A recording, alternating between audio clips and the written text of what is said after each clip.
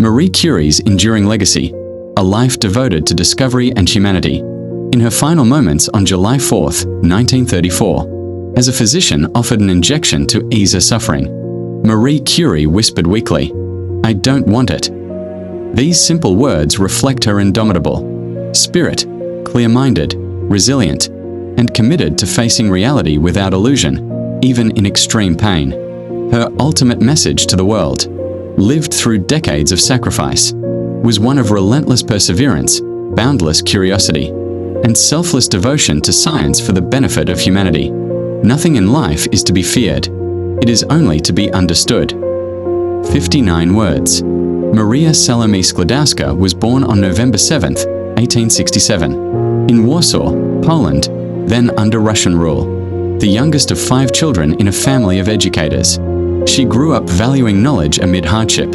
Her mother died of tuberculosis when Marie was 10, and her eldest sister perished from typhus.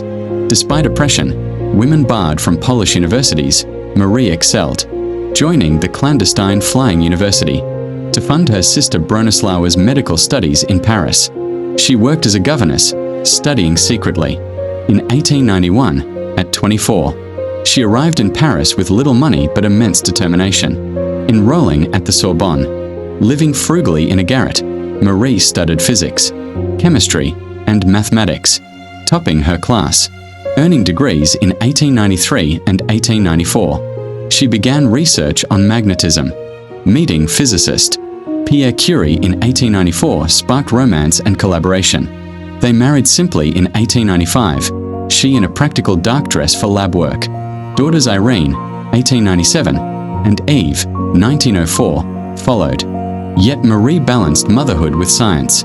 Inspired by Henri Becquerel's 1896 discovery of uranium rays, the Curies investigated. In a drafty shed, they processed tons of pitchblende ore, isolating polonium, named for Poland, and radium in 1898. Marie coined radioactivity. Their 1903 Nobel Prize in Physics, shared with Becquerel, made her the first woman laureate. Pierre's 1906 tragic death, struck by a carriage, devastated her, but she continued, succeeding him as Sorbonne professor, the first woman there. In 1911, Marie won a second Nobel in chemistry for isolating pure radium, unprecedented. 2 Nobels in different fields. Scandals over a relationship with a married colleague tested her, but she persevered, focusing on work. World War I showcased her practicality, developing mobile X-ray units, petites, Curies. She trained operators and drove to front lines, saving countless lives through early imaging. Her efforts advanced radiology in medicine. Post-war, Marie directed the Radium Institute in Paris, mentoring scientists including daughter Irene, future Nobel winner. US tours in 1921 and 1929 raised funds for radium research, including a gram gifted by American women. She founded Warsaw's Radium Institute in 1932. Unaware of radiation dangers, she carried vials in pockets. Noting their glow, Marie suffered burns, fatigue, and cataracts. By the 1930s, anemia worsened. Sent to a sanatorium, she died of aplastic anemia from radiation exposure. Her refusal of pain relief echoed lifelong stoicism, faced truth unflinchingly.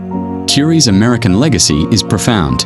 Her discoveries enabled cancer treatments, diagnostics, and nuclear medicine, saving millions. US researchers built on her work. Institutions honor her. She inspired women in STEM, overcoming barriers, proving excellence transcends gender. In education, Curie exemplifies perseverance. Quotes like, "Life is not easy for any of us. But what of that? We must have perseverance and above all confidence in ourselves." Motivate students facing obstacles. Her curiosity. Be less curious about people and more curious about ideas. Fosters inquiry. Nothing in life is to be feared. It is only to be understood. Promotes rational thinking over superstition. Curie's humility shone. Science for humanity, not fame. Rejecting wealth from patents, she made radium accessible for medicine. Her spirit of adventure, akin to curiosity, endures in labs worldwide. Today, amid advances in radiotherapy and imaging, Her warnings about responsible science resonate. Radiation safety standards stem from her unwitting sacrifice. Curie taught self-belief. Immigrant, woman, orphan, she attained greatness through grit. For American youth, she models breaking barriers, pursuing passion relentlessly. Her notebooks, still radioactive, symbolize lasting impact, stored in lead, viewed with gloves. Like her discoveries, her influence glows eternally.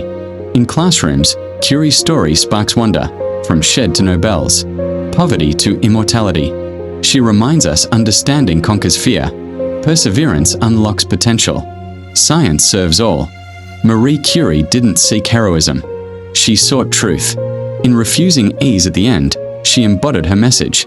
Face challenges directly. Understand deeply. Contribute selflessly. As educators nurture future scientists. Her legacy illuminates. Curiosity drives progress. Perseverance overcomes odds. Knowledge benefits humanity. In every young mind questioning the world. Her spirit lives, undaunted, brilliant, eternal. The lead-lined boxes in the National Library of France do more than just hold paper. They contain a pulse. Even now, decades after Marie Curie's final breath, her notebooks hum with the very energy that claimed her life. To touch them is to touch the sun. But Marie's true radioactivity isn't found in particles of radium. It is found in the relentless, unyielding momentum of human inquiry that she set in motion. The architect of the invisible. Marie Curie did not just discover elements. She discovered a new way for humanity to interact with the universe. Before her, the atom was a solid, unbreakable secret. She cracked that secret open with nothing but a shed, a boiling cauldron, and a will made of iron. When we look at a modern hospital, the silent hum of an MRI machine, the targeted beam of a linear accelerator fighting a patient's cancer, we are seeing Marie's fingerprints. Every survivor of radiotherapy is, in a sense, a descendant of her labor. The cost of truth. She walked through the world with glowing vials in her pockets, unaware that the light she adored was slowly dismantling her own cells. This was the ultimate Curie paradox, to give life to modern medicine. She had to surrender her own. Yet, there was no bitterness in her final days. Her refusal of pain relief wasn't just stoicism. It was her final experiment in observation. She wanted to see the end with the same clarity she used to watch the blue-green light of radium in the dark. She taught us that truth is worth the price, and that fear is merely a shadow that vanishes when the light of understanding is turned up, the resonance of grit. Today, Marie's legacy is a bridge for those told they don't belong, for the immigrant student studying by candlelight, for the woman in a male-dominated lab, and for the dreamer with no resources but their own curiosity. She is the patron saint of the impossible.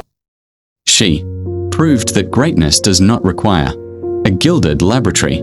It requires a spirit that refuses to be told no. As we move further into the atomic and molecular age, her warnings about the responsible use of science carry more weight than ever. We are the stewards of the fire she lit. Her notebooks remain radioactive as a reminder. Science is a power that outlives the scientist.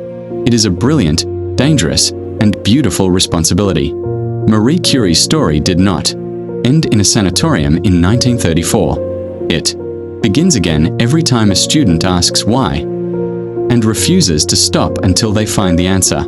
Her influence does not just glow, it illuminates the path to our future.